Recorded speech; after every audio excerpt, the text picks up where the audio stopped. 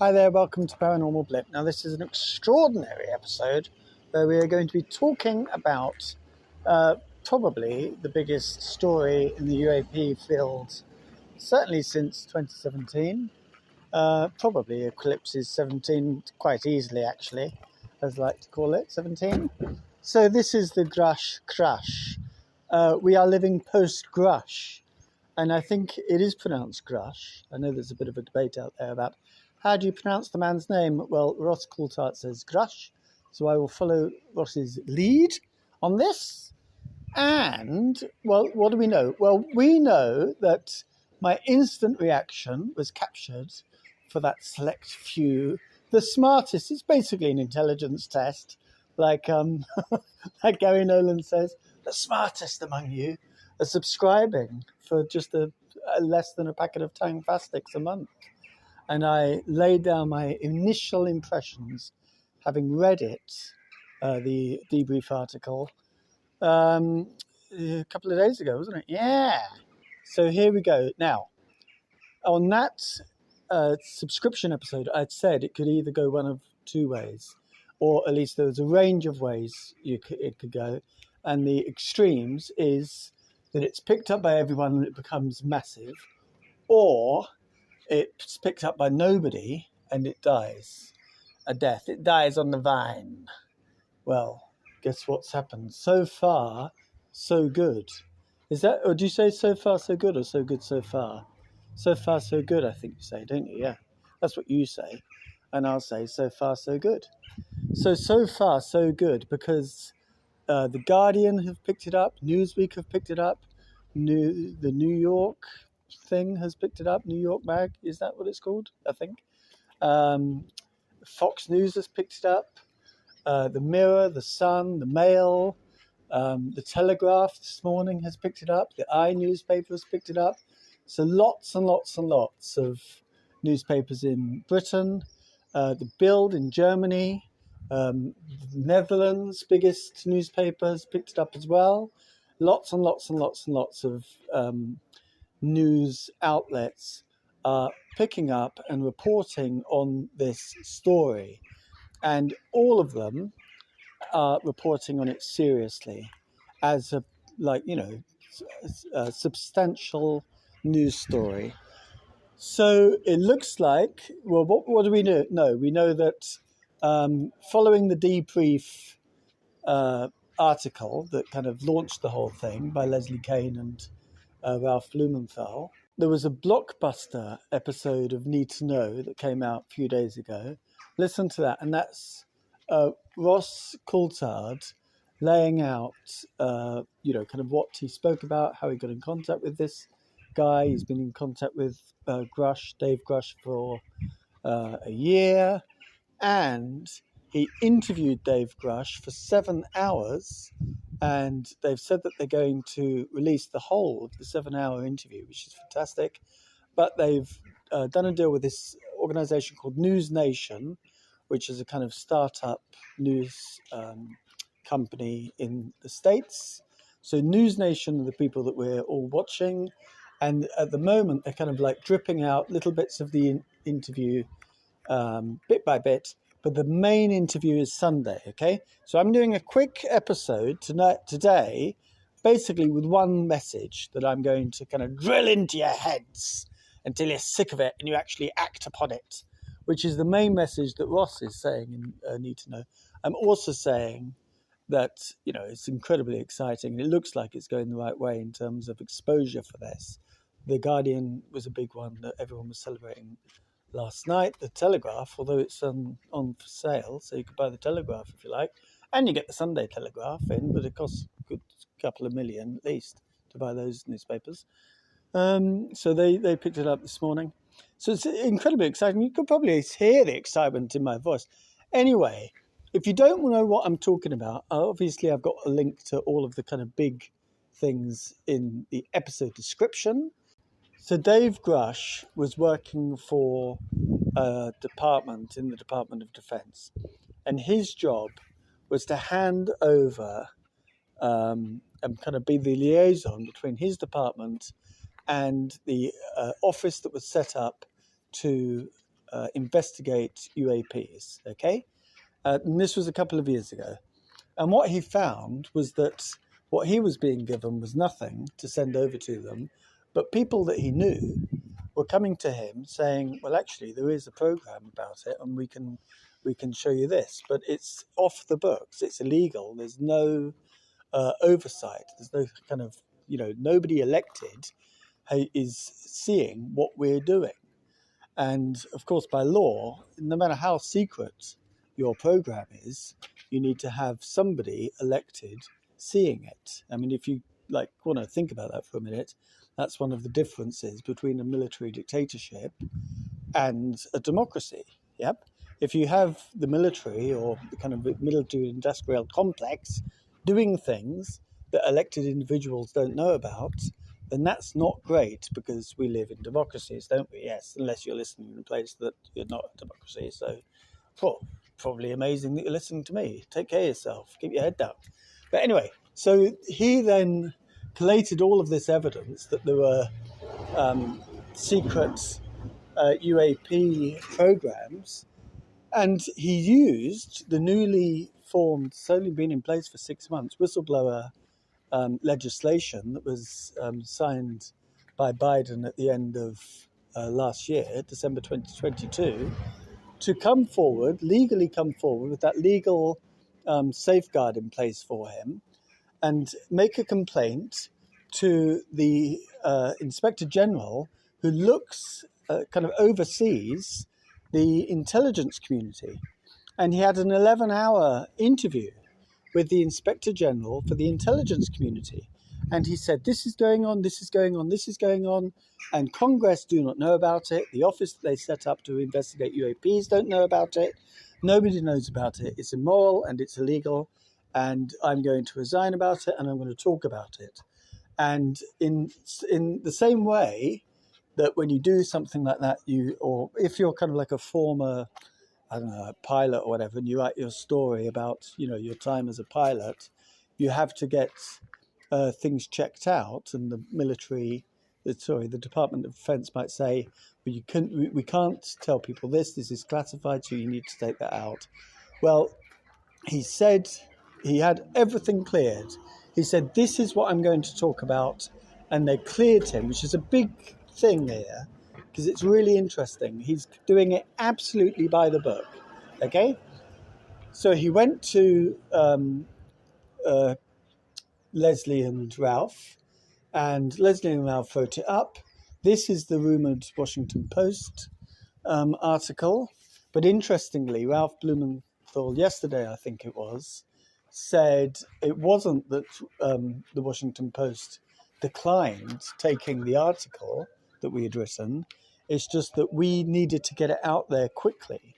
So we went to the Debrief, and the Debrief guys on the Debrief, Tim McMillan and Micah Hanks and the other guys there, contributed to the article. So it's a really, really strong, excellent article, which of course I am, linking. And so after that, then Ross had set up this television interview. The whole thing is on Sunday, but we are getting little snippets.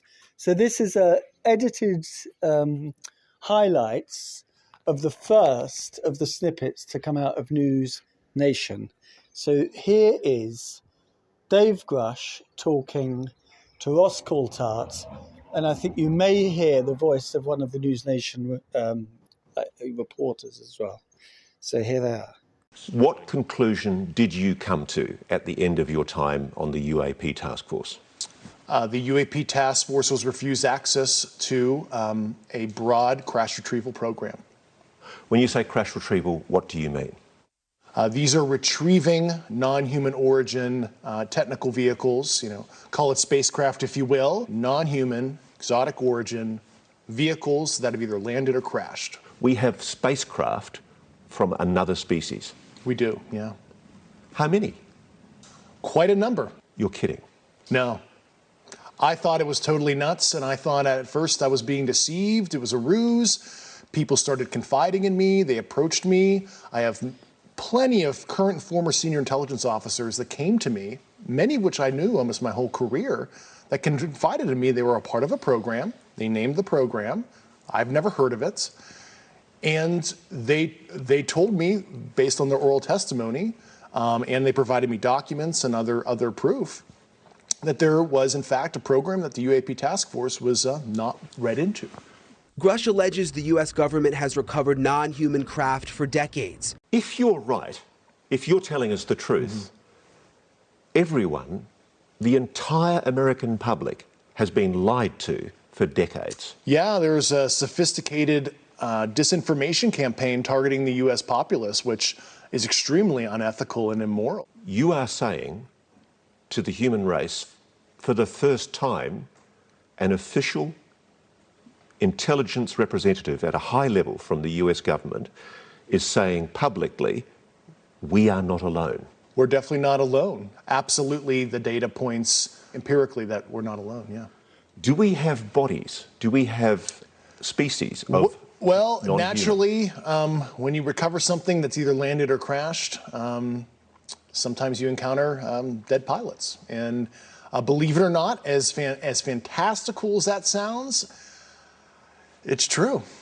So there we go. So why am I doing this quick episode, you're saying, if you haven't heard the whole interview? Well, number one is to alert you to get on Twitter. Unfortunately, News Nation isn't available outside the United States. And even if you've got a VPN, it doesn't work. And I've tried it with VPN. I didn't kind of break my back on the old VPN test. But I've had it, I've kind of read that it doesn't really work with the VPN. So if you're in the States, you're sorted, aren't you? But News Nation are really, really good at packaging up their content and putting it on their YouTube and Twitter accounts. So just find News Nation. It's all one word, News Nation. And, just follow them on Twitter and follow them on, YouTube. And so it's Sunday night. I think it's 8 p.m. New York time. I think that's it. Eastern Standard Time is 8 p.m. I think. So it's roughly 1 o'clock in the morning for us Brits. So, I probably won't be around because I'm working. Well, I will be around and I'll be alive. Hopefully. You never know, do you? Wouldn't it be ironic, eh? As Alicia Monash once said. But I'll be asleep, won't I? Yeah. So in the morning, I'll kind of catch up with it. But I'm not sure. I mean, a good news corporation would, select some juicy things to lead with. And I'm not sure it gets bigger than the US government have got, bodies of non-human species that piloted craft. Some of them crashed, some of them landed. I mean, the implications of this are absolutely extraordinary. Absolutely extraordinary. And, we could talk about that till the cows come home, and we will talk about that till the cows come home. But my message is watch the damn interview on Sunday. If you don't watch it live, then get in contact with the Twitter or YouTube accounts of News Nation and watch it in that way. And also, leading up to Sunday, we really need to get as many eyes on this as possible. So what I've been doing is relentlessly tweeting news organizations in Britain, okay? And one by one, they've started to get their act together. Now, as far as I know, as I speak here now, at 8 minutes past 4, on a beautiful Wednesday afternoon in Devon, the BBC are not reporting this story yet. The BBC is the biggest broadcaster in Britain, obviously, and it would be amazing if they start reporting this story. They may have started reporting it, today, but I need the BBC to report it. I need ITV News to report it. I need Channel 4 News to report it. There are particular journalists that are really good journalists who have got excellent political contacts, like Andrew Marr, for instance, and there's loads and loads, So what you want to do is you want to think through all of the people that you know in your country, where would you expect it to be seen? For instance, in the States, as far as I know, like certainly as of this morning, ABC, CBS, the New York Times, the Washington Post the LA Times hadn't started, USA Today hadn't started reporting this story, okay? The Debrief and the News Nation story. And then what you want to do is put the pressure on so they feel like this is something they need to run. I think the Guardian and Telegraph reporting it means that the Times will report it. They hadn't done it so far by this morning at least.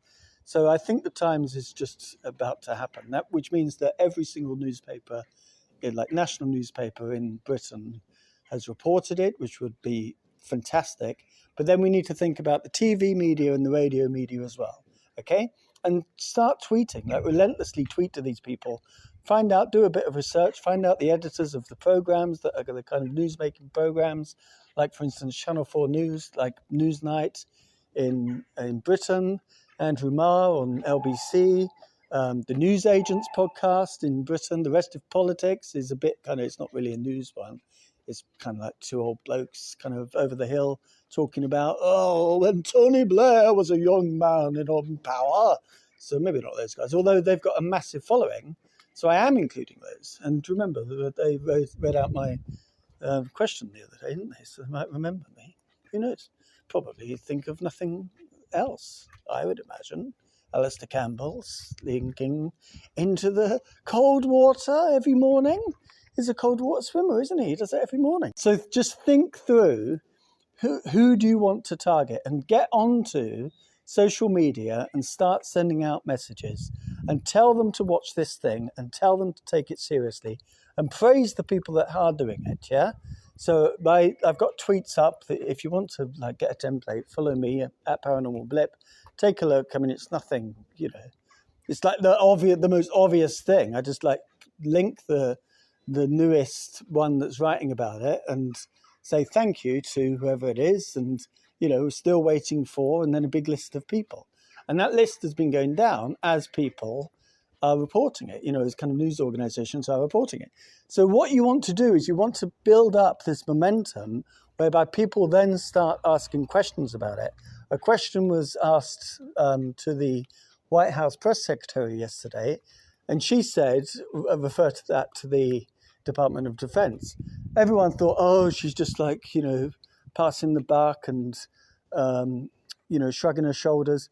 But I kind of thought, well, actually, I mean, there were sniggering and there's all that bullshit. The stigma is a real thing. Do you know what I mean? People feel uncomfortable asking about this. So they're like, are we alone? And laughing about the possibility of that, So questions are starting to get asked.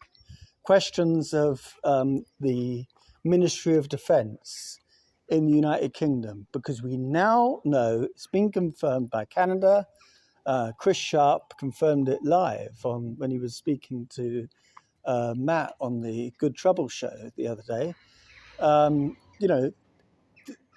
The UK were in the Five Eyes conversation about UAP a couple of weeks ago. Okay, so now we've got a whistleblower. We've got questions to ask about the Ministry of Defence and their role in UAPs in Britain. Okay, wherever you're listening to me, you've got a Ministry of Defence or something like that, and you've got people that are responsible for those areas, and you need to demand answers from these people. Okay, and it really, really helps if before you start demanding answers from these people, they feel like it's a live issue because it's in the newspapers. That's how it works. If it's in the newspapers, then the television will follow the newspapers. Certainly in Britain, that's the thing, which always surprises me, because people have been saying print is dead for years, but the television media just gobble up whatever is in the newspapers. Okay, if it's on TV, and if people then start getting eyes on this, I mean, it was 1.6 million people had seen the News Nation initial report that I have edited for your benefit on YouTube, as of last night. So people are interested in this, and we want to start asking our elected representatives, what are you doing about it? So that means contacting your MP, and it means contacting news organizations. Okay, so that's my message, and that's exactly what Ross was saying. You know, we need to show Dave Grusch that his courage is being met by our persistence that this story will not go away. We'll not allow this story to go away, even though there's been 90 years of a disinformation campaign and absolute refusal to answer questions from the Ministry of Defence in the UK. Anyway, there we go. I'll be back very early next week with a report on the whole thing and a couple of thoughts about, you know, what does it mean in relation to like landed craft? What does that mean? What does that mean in relation to some of the things that we've heard about over the years in the UFO world? I might do a subscriber episode. So, you know, as Gary Nolan says, it's an intelligence test. Get subscribing for the latest. And you got 7 episodes there. Some of them are short and some of them are long. Some of them are film reviews. Some of them are kind of think pieces, as people say. And anyway, listen, thanks ever so much for supporting the podcast. It's brilliant to know that you're out there. And see you later.